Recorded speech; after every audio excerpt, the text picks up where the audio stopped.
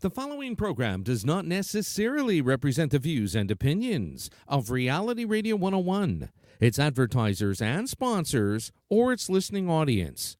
Listener discretion is advised.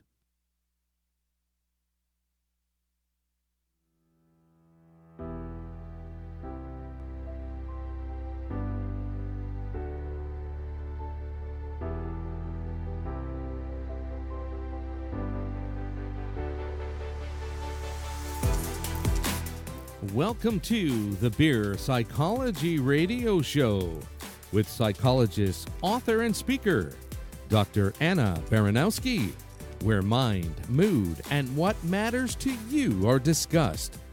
We're broadcasting live from Toronto, Ontario on Reality Radio 101. Get ready to talk, email, or post a message to us. We are looking forward to speaking with you or respond to your questions. And now, your host of the Bear Psychology Radio Show, Dr. Anna Baranowski. Hi, everyone. Hope everybody's doing well today. This is the Bear Psychology Radio Show, and I am Dr. Anna Baranowski, bearing witness to evolving mind, mood, health. And I'm looking forward to having ongoing conversations with you about trauma recovery, relationships, work, life adventures. And you can call, email, or post to Reality Radio 101. And I am very happy to speak with you today. And the topic of our conversation today is really first responder stress and the impact of doing first responder work on individuals, the families, your network, your support system, the workplace. And I just want to clarify, when I talk about first responders, I'm not just talking about police and paramedics. I'm also talking about all those individuals who show up in the early aftermath of an incident. So, this might be a Red Cross reception center where you are the first person to see somebody walk through the door and they need your help right now. Yes, of course, it's the police, the firefighters, the paramedics. It's the nurses in emergency and the emergency room doctors and the aides and the people who are support at the back end, taking calls, the 911 communication officers. So, the number of people that are potentially involved when there is a critical incident or trauma, the numbers are actually quite large. There's a whole infrastructure and support system, and anybody who is in this field really knows how this works. Quite a few years ago, I was involved in the aftermath of a flight that went down, and the number of people that were involved in the response was quite remarkable. I was also really quite impressed with how dedicated the people were, and just kind of the real human component of showing up in those really terrible times when people are, so deeply injured emotionally and physically, where you may be actually doing recovery and not finding anybody who has made it through alive. So these kinds of things can be devastating on individuals. I do a lot of work with first responders, whether they're, firefighters, military, paramilitary, nursing, physicians. And I pretty consistently hear with a great sense of compassion just the full impact of the work on the individual. I work with people who tell me that years after an event, they can still feel, smell, and hear the impact. So what I'm saying is that somebody might experience something 10 years ago or 15 years ago, or maybe even more, and the memory, the images, the sound, the sight, the smell can get re-evoked by any reminders of that kind of event. And so you can only imagine how disturbing that must be if you've been exposed to, hundreds of events in the course of a career. So what might happen to an individual is that all of these emotional injuries kind of get wound together. Like if you think about a chain of beads, and you shake one of those beads on the chain because it's been, agitated by a current event, a bad argument, another incident, it actually shakes everything up on that chain. You can't separate them. So it's like this current event, something that's happening today, it might be a lower level event, not as upsetting as something that happened previously, but somehow it shakes us to our core because it reignites a pre-existing emotional wound that is so deep and powerful that it has a way of really shaking up an individual. And then there's this place where, a lot of first responders, and I want to just really say this clearly, I have enormous respect and admiration for people who do that first responder work. I hear many, many stories, and I'm frequently amazed at the willingness that individuals who really go in on the front end of a serious incident, the willingness to show up in ways that most of us can't even comprehend, to incidents that are riveting and distressing in so many, many ways. So, the other thing that I want to say is about a month and a half ago, I did an interview with Dr. Stephanie Kahn. Now, this individual is quite interesting because Stephanie Kahn used to be a police officer, and she did a lot of, the things that, most first responders do. She showed up in all the difficult places and, did the work that she was required, and she kind of really started to think about what was happening to her peers, her colleagues, and herself in doing this work, and became very, very interested in psychology and started to retrain as a psychologist.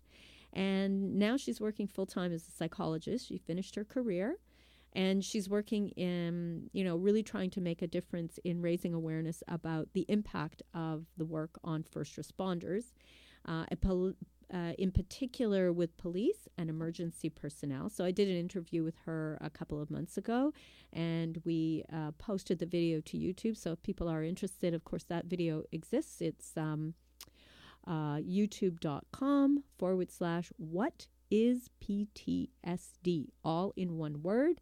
And you can find more than 200 videos, but this interview with Dr. Kahn is there as well. And she wrote a book called Increasing Resilience in Police and Emergency Personnel, Strengthening Your Mental Armor. I kind of like that. And one of the things she really recognizes is it's not just the first responders who are impacted, but also potentially the individuals who support that person, the family members, friends, close friends, people who are in your bowling club. People notice when things are not going so well. And, personally, I think it's good to have a great, strong social network, because I think it acts as an incredible buffer, but it also means that people might notice if you're not doing so well. So if you're listening to our radio show today and you want to send an email or call about this topic, it's instudio101@gmail.com, or in North America, 1-866-905-7325, and we'd be happy to have a conversation with you. I'm really glad because today we get to actually talk to Gary, who has a background as a paramedic. And he has retired from that field, but he's willing to have a conversation with us about his work and the impact it had on him and what life was like as a paramedic and going forward. So hi, Gary. Hi, Dr. Anna. Thank you for having me on. I'm so glad you're here. Thank you. I'm glad you're here. So, Gary, can you tell us what was it like for you doing that work? What kinds of things did you encounter, and what kind of impact did it have on you? Well, back where I was in New York, I ended up starting in New York City, but I ended up in Rochester. And back in the States, it's a little different than here in Canada. You're a paramedic, but you're also a firefighter. So it's a combination where we have separate paramedics and firefighters here in Canada. So as far as the impact is concerned, you see basically one word, tragedy. When we're called out to a scene, a fire call, a paramedic call, obviously it's someone or something in distress. And we know already there's very few nice things that we see. A lot of times if there's something that's minor or a false alarm or that's kind of a relief to us. But the majority of times, more than 99%, the calls that we respond to are something of sadness or tragedy. So it does affect us because you see that day in and day out consistently. And I did it for 10 years, and I achieved the rank of captain, which then I was responsible for a whole firehouse responding to all those types of problems. So, Can I ask you, sure, Gary, the thing that really interests me is, so you're going day after day, facing tragedy is really tough. What is motivating you to get up and actually face that yet another day? Well, for me personally, it was wanting to help people. You see a lot of suffering in the world, and you see a lot of people that are down and out. And unfortunately, those types of people usually get involved with something that's not good for them, drugs or alcohol. And then, of course, by consuming those things, they either get in car accidents or become suicidal or do whatever. So we thought we can make, at least myself, a change in the world to some people. And that's why I did it. Even though it was a depressing type of job most of the time, it had its rewards when you can help someone or save someone out of that life. And did you feel that you did that, or was I did.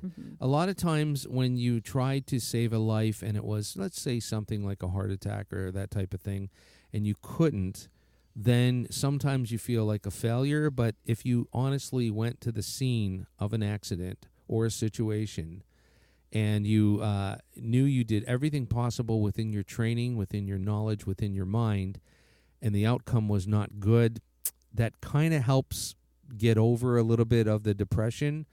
But it's never easy when you see someone die because they have a family, right? And it's not easy. Yeah, it's a very, very tough thing. But, yeah. So you did 10 years of that. 10 years. And then did you have a sense at a certain point this has to end, or what? No, what got me out of it was I actually got hurt in a fire. There was a building that collapsed, and I was in there with some buddies, and I figured I was starting to take an interest in other things in life too. I didn't want to take another 10 or 15 years of doing this.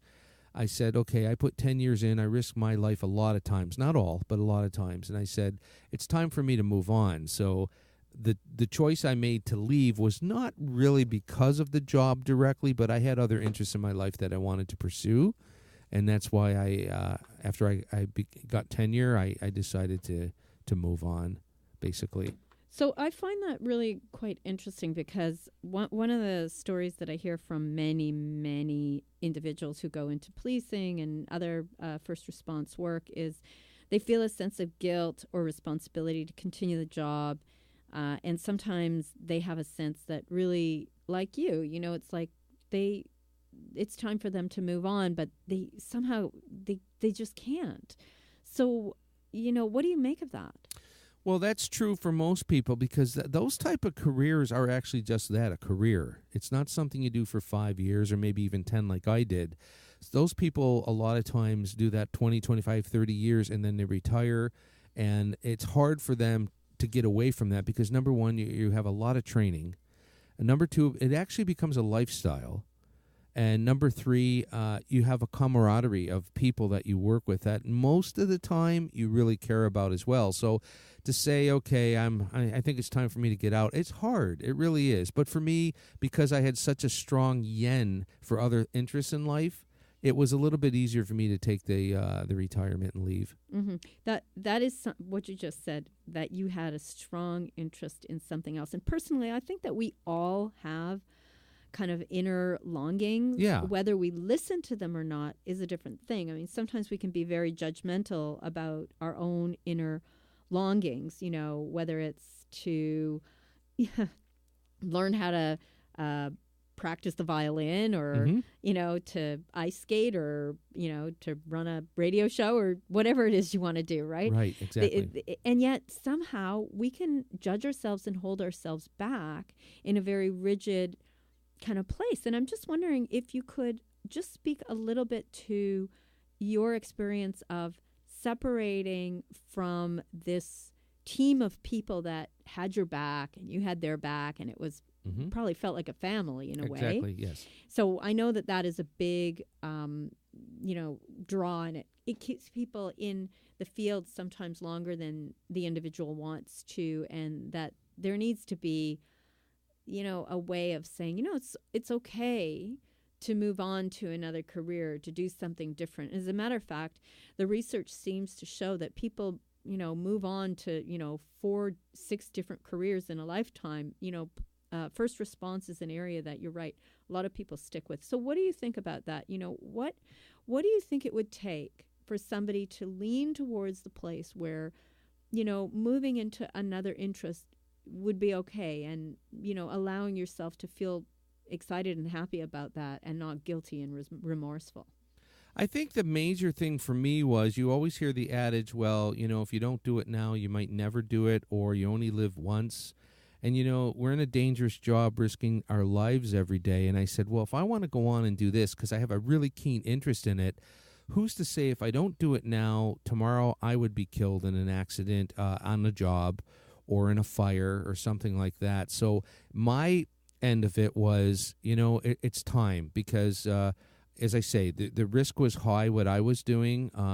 And I figured if I'm going to pursue these other interests, there's no better time than now. So I just made the decision and up and went. That was basically it. I had such a keen interest to do things that I didn't want to say, well, I'll try it when I retire. I might not make it to retirement. And I'm not trying to be, very negative here, but it's a true story, right? We have a lot more danger, and I'm not putting down any career by all means. But we have a lot more danger going into work every day than, say, a guy going in an office and doing accounting. So I said, I better do it when I really want to do it, and I'm young enough to do it. And that's what got me out of it. I'm just reading from one of the social media posts that came in the other day, and I'm not going to name this person, but this person says that he is 40 years of law enforcement experience and has been involved in CISM, which is the critical incident stress management, for 25 years, which means this individual not only was in law enforcement, but also was part of a team of people who would help others when there was an incident of some kind.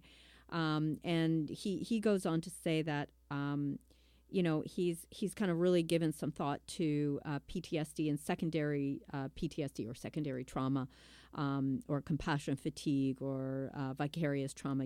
It has different names, but when you've been exposed secondarily to somebody else's wound, and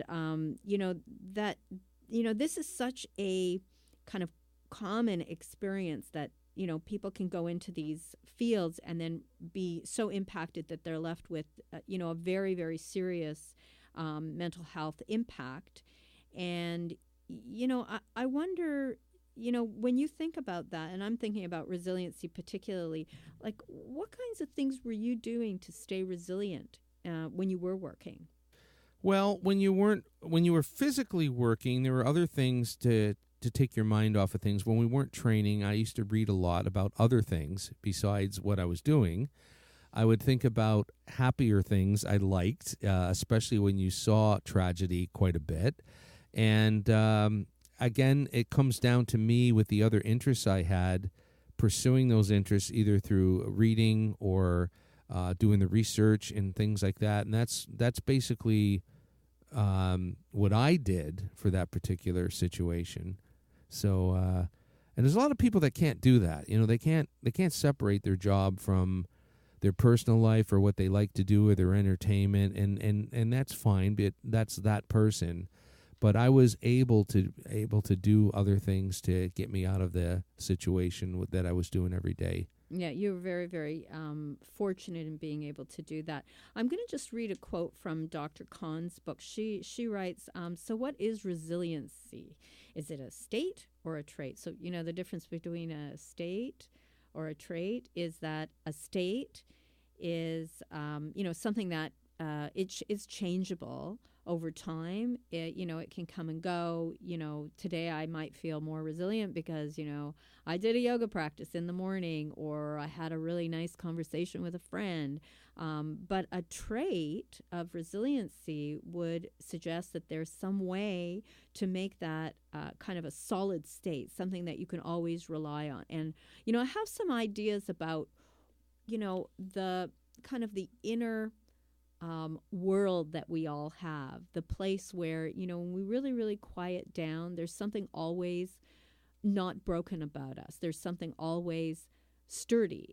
If you really take your time and you find a way to be deeply quiet and calm, and you make it an actual practice, you will find that there's a place inside of you that has always been with you, will always be with you, is forever present, and it's a kind of a solid state.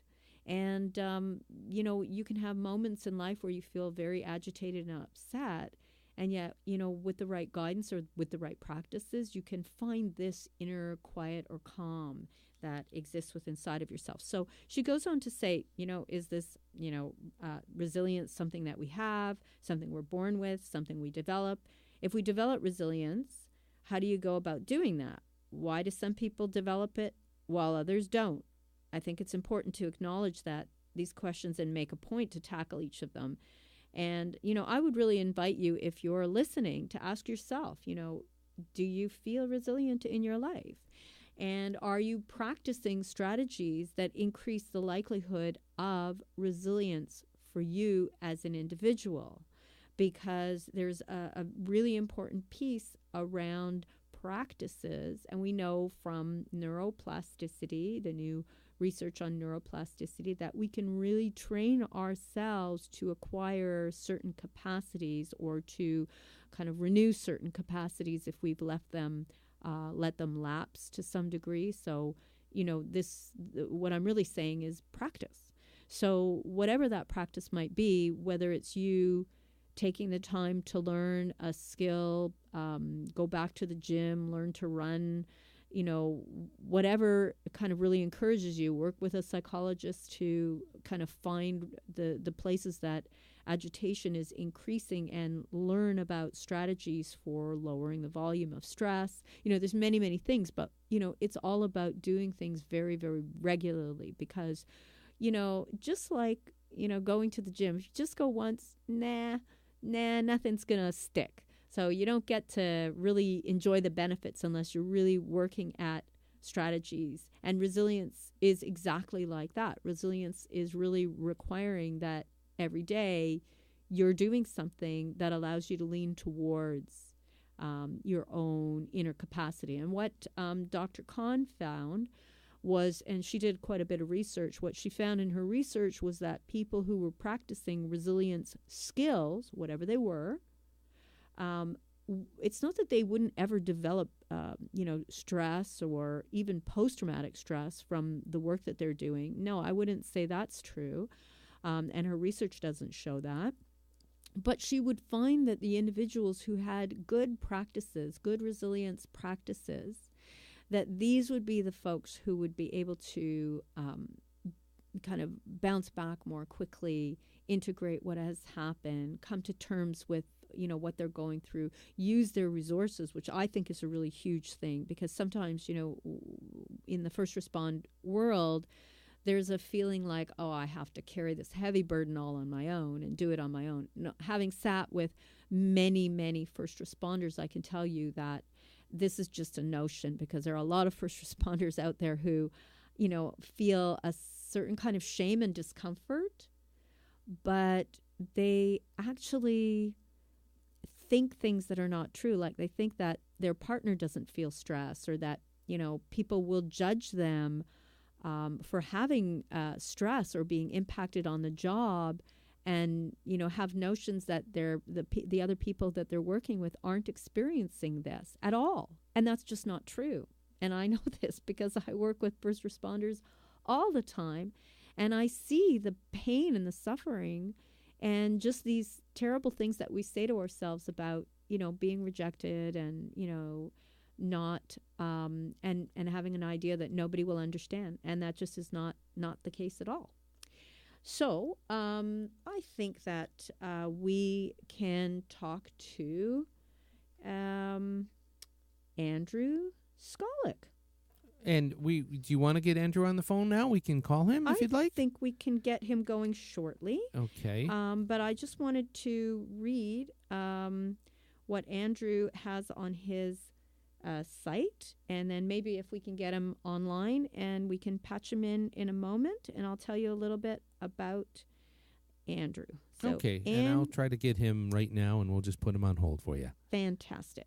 So Andrew Skolic is the director of North America of UK Argentina-based psychometric behavioral assessment and consulting firm, PDA International. And he has a business development and marketing background, but he also has a background having earned his officer's commission, undergoing all phases of infantry officer training at the Canadian Army's Combat Training Centre, and leading courses at the Royal Canadian Regiment Battle School. And we're going to get a chance to speak with Andrew today about the DISC model of behavior, which helps us understand our own behavioral style, what are the impacts on others, and how we can read others, lead better, work better with teams, including the first responder environments. And it's my understanding that Andrew's company works with police services and other teams that actually address these kinds of issues. So I think that's really great. And Andrew's on the line anytime you are ready. Fantastic. Hello, Andrew. Hey, Dr. Anna. How are you doing today? I'm great, thanks. How are you? Great. I wonder if you could tell us a little bit about the DISC model. Oh, for sure. And I've just been listening. Really interesting interviews going on. Mm-hmm. Firstly, DISC is, as I was saying to you a little while ago, DISC was first came into being through the ideas of a Harvard researcher in the last century, Dr. William Marston.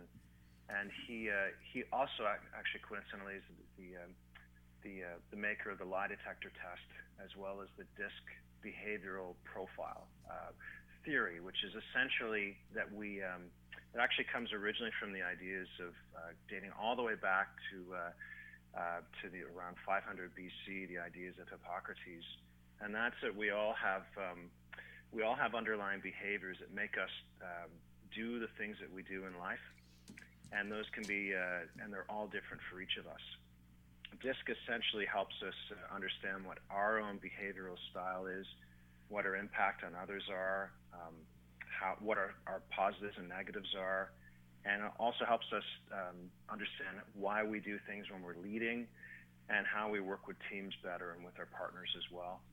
And so so DISC stands for dominance, influence, steadiness, and compliance. And each one of us has a different profile. And so by understanding what the DISC model of behavior is, it helps us lead ourselves, lead others, and get along better with everybody in our environment. That sounds like a really interesting program in terms of most of the environments that I'm talking about regarding first response, whether it's a hospital emergency room or it's a team that gets to work together every single day, these kinds of things would be pretty important. So you said that the company has worked with police services. I wonder what you see in the first responder environment and how DISC could help. Well, it's we have deeper interpretations beneath DISC as well too, that allow individuals, despite or underlying their actual DISC profile, to understand how they deal with stress, if they're more emotional or more logical, as well as what their risk and their risk tolerance and resilience is as well. So it's what we typically see, say, in hospital environments with first responders there, is individuals that tend to gravitate towards those careers are high in what we call steadiness, the third of the DISC behavior styles, which is essentially they like to work more with people in friendly environments, and they tend to act passively with a desire to really to serve and support people. They like steady procedural paces. Mm-hmm. And so that is 60% of North Americans, by the way, are high in steadiness. So those are people that are really naturally good at follow through, care about other people. But that can be also very challenging, because those are the types of people that can burn out and feel used by systems and whatnot the most, and by others. So how do you so once you've got the profile, let's say, and you see certain characteristics, how do you address that? It's really, firstly is just identifying, like you said, what those characteristics are, and then understanding how we can bolster our weaknesses and draw upon our strengths.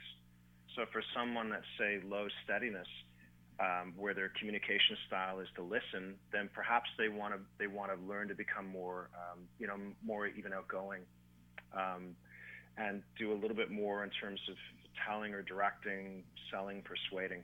Okay, so I have a scenario for you. Maybe you can help with this one, okay?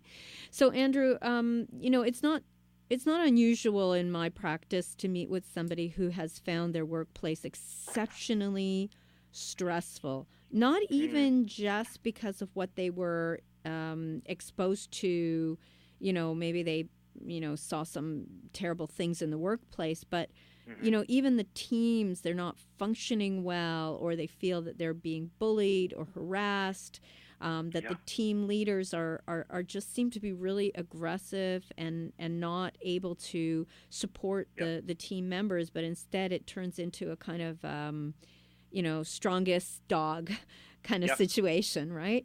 And it can really undermine, some pretty dedicated folks out there, I know, can really be undermined by working in an environment where it just feels like they're not being respected, or they're even being placed in situations where they're at risk because their teammates or the structure is not supporting them. Right. Yeah, that sounds very familiar, and we see that in other environments as well too, where you've got a certain culture which can be created often at the top by the executives or managers, and there's a disconnect between where they're going, because they may have a different behavioral style. For example, where the intent of somebody that's high in dominance is to overcome or to conquer. Well, that doesn't always work really well in a procedural environment where it's all about people, where people that are high in steadiness, their motivations are security, and their leadership style that they respond best to would be someone like a procedural supporter. And so we do see that. What frequently happens is that you'll have somebody that's a great professional, that's that's a first responder, that's a police officer, and then they're promoted to a leadership role, and they may not be aware of what their behavioral style is, and suddenly the force has essentially lost a great police officer and gained a bad manager. That makes a lot of sense to me, because just because you're kind of moving up the ranks does not necessarily mean that you are a good fit in a leadership role, and yet sometimes people who really don't have that kind of steady skill to manage get into those roles. They were great at what they did before, and I kind of wonder too, like what kind of a stress that would have on them if they're bringing this capacity to a role that completely doesn't fit. Absolutely. Or they don't have the proper coaching to understand they can't just tell people what to do that have high steadiness. They've got to figure out how to, if they're changing things, to be able to appeal to someone that is a good listener and where security is paramount to them. So they need to be able to And what we always recommend to the people that we work with is that, you know, you don't just base a promotion on someone's behavioral profile, but you use it as a tool to understand them better. So what do you do with somebody who has high dominance and is leading a team and it is going very poorly? Well, some of the observable behaviors that you have of a high dominance person, where like they're all about tangible goals. I mean, so for myself, I actually have very high dominance myself, but I probably don't come across to you that way. I don't just run around telling people what to do. I'm also a high extrovert, so I tend to persuade in terms of my communication style. But what I have to do is realize that I've got to be more consultative and be a little bit more cautious when it comes to leading, as opposed to, I mean, my tendency is to be driving, competitive, assertive. I mean, that's just what I am, and I'm very impatient. So I need to understand that to work with other people, that I have to lead them out of what their style is. How did you do that? How did you work with your behavior, your character, your personality? Because these are not easy things to change, Andrew. These are some of the most difficult things to change. You know, how did you do that? How did you kind of shape yourself? Yeah, well, part of it is really just so I have the good and bad quality of the high dominance person that's also a high extrovert is the ultimate chameleon, and that's good and bad. I mean, I've got friends who've seen me in 3 or 4 different environments and even said, "Who are you? I thought I knew you." But that's something that I naturally do, is I change my behavior based upon the environment that I'm in. So academics think I'm one of them, but so do people that are, you know, my friends that have manual labor jobs.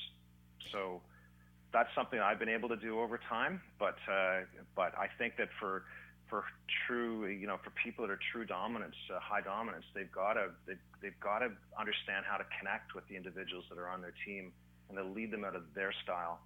So for somebody that is a high steadiness person, you can't just change all the procedures and change the way that you do business immediately and expect them to not ask questions and to not have difficulties with that. You've got to be very consultative and talk with them about why the procedures are the way they are. Mm-hmm. There's a trust issue that you're kind of reflecting on as well. It's like, do we even trust this leadership? We don't know why this is even happening. Well, and a lot of high dominance people are terrible when it comes to things which are very important, like follow through. Mm-hmm. They just make a decision and run with it. But it's the people that are at levels where they're beneath them, that they're you know, in terms of the hierarchy of the organization, where they're the ones that are executing on the change. So that's we need to be aware of that. So then if you are consulting with an organization, let's say a police service, and that police service has somebody who's high dominance in a role, and they've got a team that really rely on that individual, and yet the team is really falling apart. You've got a lot of people on stress leave. People are not performing well. They don't trust the infrastructure. They don't feel safe. They don't feel good. Then who are you working with? Are you working with the team, or are you working with the person who's in charge? Yeah, well, we typically come into organization usually through management and through human resources as well too, whatever that looks like. And so I'll give you this isn't first responders related, but I think everyone can get this. There's an organization that a former client of mine went to as a VPHR, and it was in a corporate environment. And it turns when they did, and it was a toxic environment in the executive suite. All the executives were at each other's throats. So they profiled them, and guess what? Every single one of them was high dominance. So they were actually competing with each other, and they were experiencing turnover. So the company was at $145 million in revenue. They changed the profiles that they were looking for because executives were leaving, and one way or the other, and they changed it up and started looking for people that were high steadiness and high extroversion and different profiles than what they'd had to make it, because you can plot an organization out on a graph and actually look psychometrically at what they look like. And so they got over time, they got a really nice mix of leaders on that team. And guess what? The company went from $178 million, and 18 months later they were worth 1.45 billion. So they saw massive impact on in their company in a year and a half. Just by putting the right people in the right place. Just by, they were still interviewing people and making sure that they liked them, that their experience was a fit, that they'd done all those things that we do when we interview, but they were using as a tool, corollary to that, they were using DISC methodology, and that really helped them. So my HR VP client said that, of course, claimed all credit for the massive growth of the company, but it really did play a role. And so I could see that happening in first responders teams as they're hiring, is looking for people that have different profiles or ones that work. Because the testing that they have to move people up to the next level doesn't necessarily include these kind of behavioral models. So no. You'll have people who are finding themselves in roles because they can pass certain tests. Right. But not necessarily have certain capacities, not have certain qualities of behavior. And so that's right. And so because we see so much of this struggle, whether it's in an emergency room or it's part of a team of paramedics or firefighters, or it's a very common thing. And because there's increasing stressors in these workplaces when you're on the ground, on the road, it seems to me that having the right team in place, particularly now, is so crucial, because it is a very demanding work world. I've been doing work with first responders for about 18 years now, and I have seen a difference in the 18 years from when I started to today in terms of the kinds of stressors, in terms of the kind of impact on the individual and the level of impact from incidents. And I just wonder what would happen if you had really strong team leadership with individuals who had those right behavioral qualities and capacities. Yeah, what we recommend to the people we work with is to get your whole team profiled. It takes them 10 minutes, and the cost is this. Everyone thinks that a profile is going to cost them the moon, but they're actually really cheap. So they're less than $100 to get done per person, which is, when you start doing return on investment, it's a no-brainer.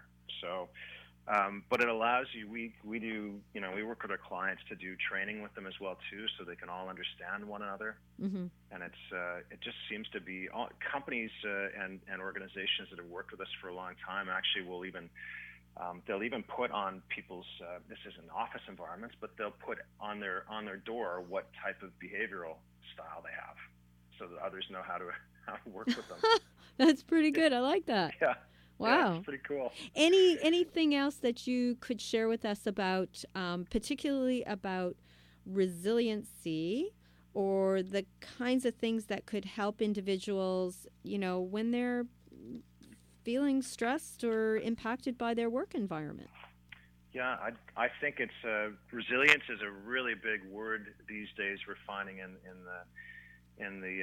our environment as well too. We actually have a resilience profile that we do for clients as well, to see how individuals deal with stress. Whether it's if they're more emotional people, that has different stresses and can be difficult to go home with. If they're more logical, they may, for example, not be as good at dealing with change. So it's really I think all these different tools that are out there, when they're scientifically reliable, these can be really helpful things for individuals and managers to understand where they're coming from. And for someone like you, Dr. Anna, that's working with people, that becomes a great place to start. You can see where their stress is coming from when you've got somebody that's in for some sort of counseling. Well, I want to thank you very much for your time, Andrew, and explaining DISC to us, and taking the time. It sounds like a really interesting model. I'd like to take the test myself. Great. Thank you so much for your time. It was lovely chatting with you. Nice to chat with you as well, and have a great day. You too. Okay. Take care. Thank you. Okay, bye-bye. Bye. So that was Andrew Skollick, and he gave us some insight into the DISC model, and I do find that quite interesting, and I did not think about that. Dominance, influence, steadiness, compliance. What a great and interesting model that is. I want to talk to you about another model, and this one is based on actually something called the Road to Mental Readiness. And it's a program to help, first responder teams, first responders, and mental health professionals, to really address this whole issue of, what's happening to you when you are impacted by stress. And, it actually covers a lot of very, very interesting things, but it's got a continuum that I find very worth contemplating. And this continuum is it's a mental health continuum model, and it starts with it's a color chart. So it starts with being ready in the green zone, being functioning normally, you're physically and mentally fit, you're performing well, there's no problems with your sleep, you're just totally fine. Then you go into yellow. And, that could be just about anything. I mean, you might have had an argument with your spouse before you started your day, or you had a bad interaction with a colleague, or you went to a bad call, but it's something that you can handle. But it kind of tips you over just a little bit. You're irritable, impatient. Maybe you feel a bit overwhelmed. Your decreased physical and social activity. So this is something that we see a lot. People will withdraw when they start feeling stressed, or they're struggling, and you're noticing a little bit of trouble with your sleep. So that's being in the yellow zone, and we call that reacting. The next one is the injured zone, and here you're in the orange zone. So you're angry, you're anxious, you're experiencing pervasive sadness, negative attitude and performing poorly, avoidance and withdrawal. And I'll tell you that when I see people really struggling, if they could notice it when they're at this zone and really pay attention and lean towards it rather than tensing or withdrawing or shutting down, this is the part where I notice people start to slip more and more towards addictive behaviors. They numb out. They feel so uncomfortable that they, choose to do things that are not serving them very well, but they're frustrated and it's hard. And, having, the right people around so that you can lean on them a little bit too can be very helpful. And then you get into the red zone, which is when you're really unwell. And here you see things like insubordination, inability to perform duties, angry outbursts, depression, suicidal thoughts. You really severely functionally impaired. And this is really where you see a lot of the addictive behaviors start to come out very powerfully. Now, I want to kind of talk a little bit about the kinds of strategies that you can use in each of these stages, because one of the things we're talking about is resiliency. But I just wanted to say hi back to Hannah, who is saying this is an interesting show, and thank you so very much for listening and commenting, Hannah. We appreciate it. It's always good to know if what we're talking about is really striking people as a worthwhile conversation. I think it's a worthwhile conversation. I think it's a pretty big deal. So let's talk a little bit about each of these four areas on this mental health continuum. And we have the healthy, reacting. So the healthy is green, reacting is yellow, injured is orange, and ill is red. So, if you're on this continuum and you recognize yourself somewhere, you want to make sure that you're doing certain things at each of the stages. So if you're healthy, you want to be focusing on the tasks at hand, breaking your problems into manageable steps, and doing things that really support having a good, healthy nervous system, like deep breathing, Tai Chi, Qigong, yoga, meditation, things that can settle your nervous system down every day and kind of bring it to a set point, a place where it's like, okay, this is good, and now I know what good feels like, and I can bring myself back to good because I'm practicing good. And I really encourage that. That's the piece around neuroplasticity, where you learn something and you teach your body every single day, and then it allows you to really engage on that level very regularly. Okay, so then the reacting phase. So this is the yellow phase. You're going to want to really start to recognize your limitations, like recognize you need to take a break, that you need to do the stuff that helps you stay well every day, get rest, sleep your 8 hours or 9 hours a day. Most people need that.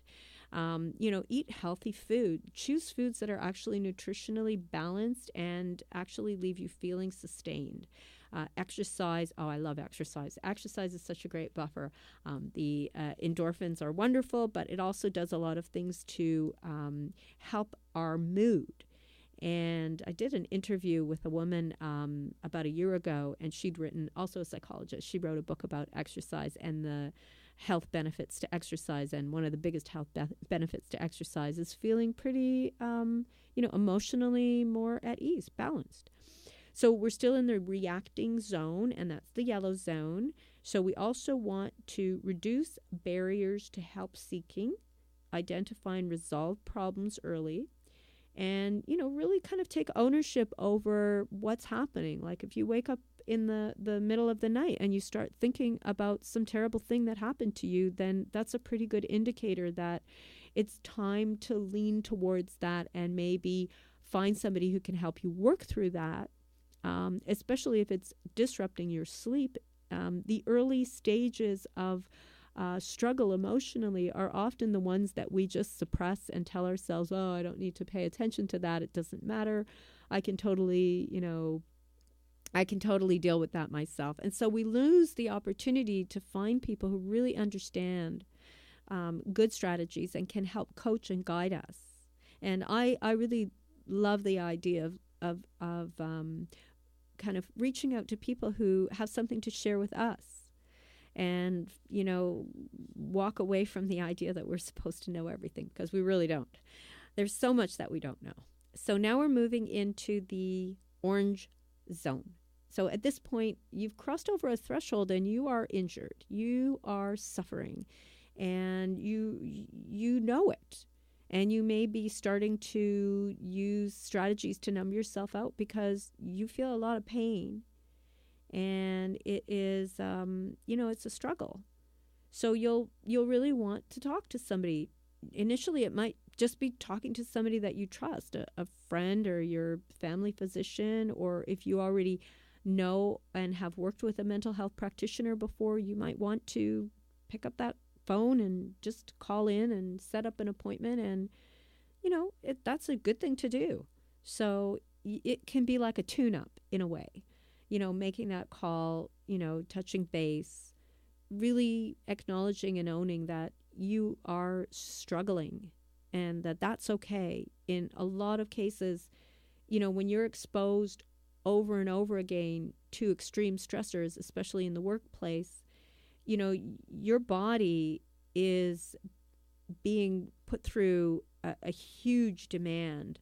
So you want to be able to recognize that, we don't do so well when every single day we're sitting on the edge of our seat, our muscles are tense, our breath is short and shallow and rapid, that our heart rate is fast. I've worked with people, I have this biofeedback system in my office, and frequently I will work with individuals in my practice, and I'll take them through a biofeedback exercise where I'll just start by setting them up with this first 3-minute reading, like a baseline. And it's quite interesting because sometimes people say, well, here in the office with you, I trust you, I feel okay. I'm pretty okay. I don't really feel stressed. I'm fine. And then I hook them up with this biofeedback system, and their heart rate variability is just very erratic, and their breathing is very shallow, and they are really not inside of themselves. There's a kind of a high level of stress, and because it's chronic stress, they don't even notice it. So they are kind of suffering with this state and not even really fully understanding. And, a lot of things can go along with that. You may find that it's harder for you to exercise, you're tired, you're gaining weight, you're inclined to isolate yourself. There's lots of things that go along with that. So it can be really, really tough. And, recognize if you're withdrawing socially, emotionally, if you've disengaged, that's a really good indicator that you're in the orange zone. So now let's talk about the what they call the ill zone, or I'll just call it unwell. So you're now really unwell, and you may be experiencing things like excessive stress and anxiety. You might be actually even having panic attacks. Worked with an individual who was exposed to some very difficult events, a police chase. This individual was a paramedic.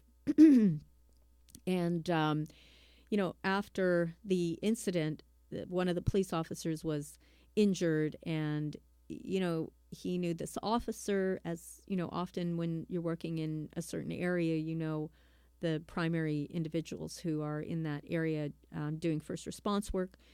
And this individual went off to a movie, encountered a chase scene, and started to have all the worst feelings of stress and anxiety and panic during the movie. Now, it was just a movie, but it reignited his feelings of distress when he heard about the incident from the police officer and kind of encountered some of what the impact and the injury was on that individual, the officer. So he's in the movie, he gets up, he leaves because he's in a state of distress. He's with his spouse. They go to a hospital. He thinks he's having a heart attack. He's not made the connection fully, and he's now in a state where he is absolutely distressed and his heart is racing, and he is told that he's having a panic attack. He has a EEG. They do all the tests because they want to make sure this guy's okay. He's a great guy.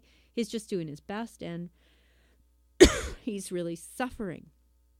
So, it's kind of a wake-up call when you go to the emergency and they tell you that, in fact, it's a panic attack and that these are things that you can work on, that a psychologist or other mental health practitioner might be able to help you with. So in that unwell phase, the red phase, at that point, once you've gotten there, it's like you are struggling, you're numb, you're depressed, you're maybe even enraged. Little things can get you so agitated and angry. It's hard to really perform anything when you're in that state. And, it might get as bad as having suicidal thoughts. So you really want to slow everything down, because going faster at this point will not help. You want to open yourself up to all the resources that you can possibly find that might help you. You may be really surprised to find that there are a lot of compassionate people out there who really want to be of service, who want to help and make a difference. And that's really where I would encourage you to go. And finally, with this road to mental readiness, there are what they call the big four. And so I'm going to end with the big four. The big four are goal setting. So specifically, manage your behavior. So now we're getting back to what Andrew was talking about, how important it is to recognize who we are and manage your own behavior. Really choose attainable goals. Allow yourself to do things that are relevant towards your own recovery. And just, keep things in bite-sized pieces so it's time-bound, whatever your goals are. So you can really manage something and feel good about that. So this is when you really want to get yourself steady again, if you're either reacting, injured, or ill. The next thing is visualization. Be calm and relaxed. Use your senses, your sense of smell, your hearing, your sight, And maybe actually do a little exercise where you picture yourself in the most favorite place you've ever been, see what you would see, hear what you would hear, and smell what you would smell, and really allow yourself to visualize that as best as you can, just keeping it super simple. And then you can rehearse if you've come up with an image or a time or a place, maybe some place you've been to in your life that you really enjoyed. Really allow yourself to rehearse that and rehearse what it's like to be in a restorative, in a beautiful place where you can just relax. Then self-talk, become aware of what you're saying to yourself. And if you're saying some nasty stuff to yourself, which is not unusual, like, oh, I'm just a loser, nobody else feels this way. First of all, no, that is not true. There are a lot of people who are really suffering. Change your talk and replace it with some positive things like, I can do this. I can take the next step. I'm going to focus on doing this one positive thing, and then do another positive thing. Tactical breathing. I love deep breathing exercises. There are many things that I do, but that's one that's really helpful. So the tactical breathing is a rule of 4. Inhale to the count of 4, exhale for the count of 4, and practice that for 4 minutes. Not holding your breath at any time and bringing the breath deep, deep, deep inside of your belly as you inhale. And I am going to leave you with that. Thank you so much for joining us today. This is Dr. Baranowski wishing you a gentle day. Thank you for listening to the Bear Psychology Radio Show with your host, Dr. Anna Baranowski, right here on Reality Radio 101.